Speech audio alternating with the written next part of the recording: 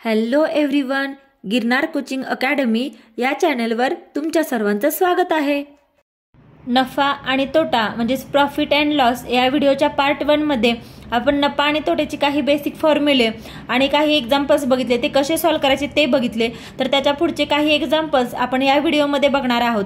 तर ज्यांनी कोणी या व्हिडिओचा पार्ट 1 बघितला नसेल त्यांनी या व्हिडिओचा पार्ट 1 नक्की बघा, लिंक डिस्क्रिप्शन बॉक्समध्ये दिलेली आहे. एका वस्तूची छापील किंमत 1200 आहे. जर दुकानदाराने त्यावर 40% डिस्काउंट दिला तर ती वस्तू ग्राहकाला किती रुपयांना मिळेल असं विचारले. म्हणजे थोडक्यात काय विचारले, आपल्याला विक्री किंमत विचारली.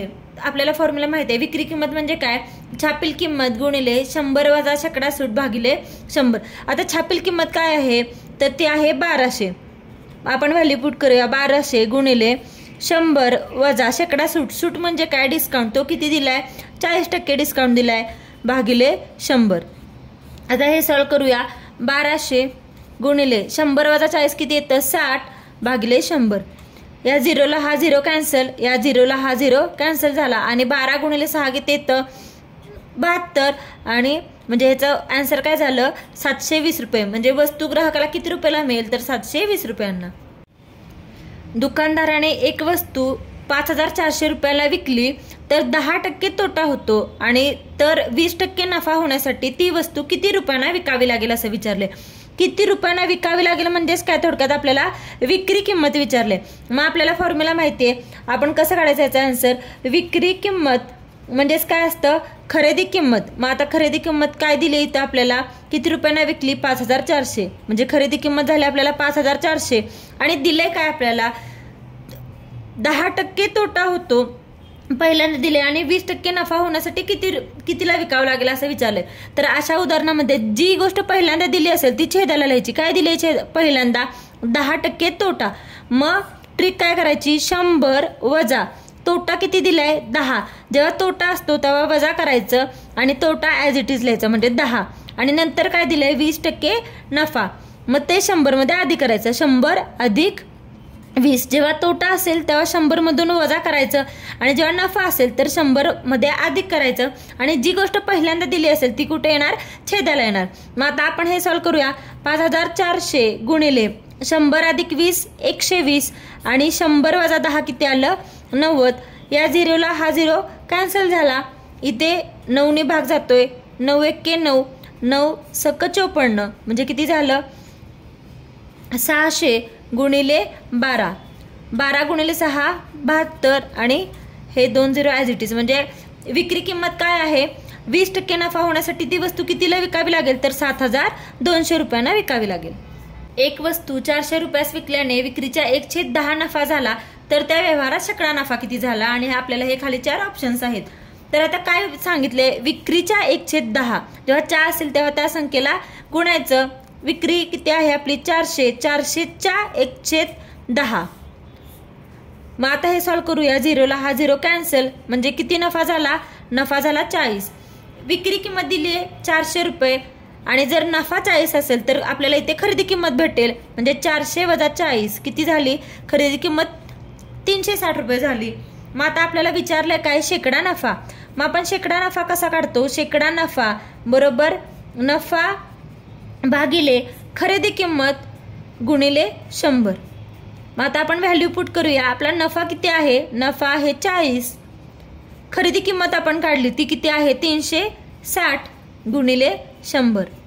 या झिरोला हा झिरो कॅन्सल झाला. इथे 4 ने भाग जातोय, 4 1 4 अरे 4 9 36. म्हणजे आपला आन्सर काय आलं, 1 गुणिले 100 100 भागिले 9.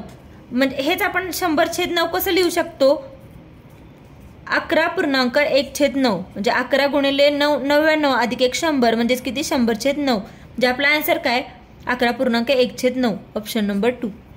नेक्स्ट एक्झाम्पल बघूयात. दुकानदाराने एक वस्तू 650 रुपयांना विकल्याने 30% नफा होतो तर 10% तोटा होण्यासाठी ती वस्तू किती रुपयांना विकावी लागेल. अशा एक्झाम्पल मध्ये काय करायचं, इथे एक ट्रिक आहे. आपल्याला दिली आहे काय, विक्री किंमत. विक्री किंमत सर्वात प्रथम लिहून घ्यायची, 650 रुपये गुणिले काय करायचं, पहिलं काय दिलंय, 30% नफा होतो. मग अशा आपण एक्झाम्पल मध्ये एका बघितलं, जे पहिला दिलं असेल ते कुठे लिहिणार आपण, छेदाला लिहिणार आणि दिलंय काय नफा, मग नफा असल्यावर आधी करायचं म्हणजे 100 अधिक 30 आणि पुढे काय तर 10% तोटा होण्यासाठी ती वस्तू कितींना विकावी लागेल, म्हणजे तोटा दिलाय मग 100 मधून काय करायचं तोटा आहे म्हणून वजा 100 वजा 10. दिलेली विक्री किंमत लिहिली गुणिले 100 अधिक 30 हा आहे नफा आणि 100 वजा 10 तोटा, म्हणजे आपल्याला आपली विक्री किंमत भेटेल, खरेदी किंमत भेटेल. मग आता आपण हे सॉल्व करू. 650 गुणिले 100 वजा 10 किती येतं 90 भागिले 100 अधिक 30 130. आता हे सॉल्व करूया. 0 ला हा 0 कॅन्सल झाला, इथे 13 ने भाग जातोय. 13 1 13 13 5 65 म्हणजे 50 गुणिले 9 9 5 45 म्हणजे 450 रुपयांना विकावी लागेल, तेव्हा 10% तोटा होईल, म्हणजे आन्सर काय 450. एक वस्तू 20% नफ्याने विकण्याऐवजी 40% नफ्याने विकली तर 90 रुपये जास्त मिळतात, तर त्या वस्तूची खरेदी किंमत किती विचारले. अशा प्रकारच्या एक्झाम्पलसाठी एक इझी ट्रिक आहे. ती ट्रिक कोणती ते बघूयात. 20% नफ्याने विकण्याऐवजी किती टक्के नफ्याने विकली, ती 40% नफ्याने विकली, म्हणजे इथे किती टक्के जास्त नफ्याने विकली तर 20% जास्त नफा झाला, बरोबर. मग काय करायचं, जेव्हा 20% नफ्याने जास्त विकली तेव्हा किती रुपये मिळतात 90 रुपये. मग लिहून घेऊ आपण. 20% नफ्याने विकली तेव्हा किती रुपये एक्स्ट्रा भेटले आपल्याला 90, तर त्या वस्तूची खरेदी किंमत किती. मग आता काय करायचं हे कम्पेअर करायचं आपण खरेदी किंमत काढण्यासाठी 100%सोबत. मग 100 ला किती, जर 20 ला 90 तर 100 ला किती हे आपण सॉल्व करायचं. आता 100 येण्यासाठी 20 ने आपण 100 ला 100 येण्यासाठी 20 नी किती गुणावं लागतं तर 5, म्हणजे 20 गुणिले 5 किती येतं 100. इकडे 5 न गुणलं म्हणून आपण इकडे पण 5 ने गुणायचं. मग 9 गुणिले 5 किती 90 गुणिले 5 किती 450, म्हणजे आपलं आन्सर काय झालं त्या वस्तूची खरेदी किंमत किती तर 450 रुपये. Thank you for watching. प्लीज व्हिडिओला लाईक करा, शेअर करा, कमेंट करा आणि चॅनेलला सबस्क्राईब करायला विसरू नका. आणि अशा प्रकारचे कोणत्या टॉपिकवरचे व्हिडिओ तुम्हाला पाहायला आवडतील ते कमेंट करून नक्की सांगा.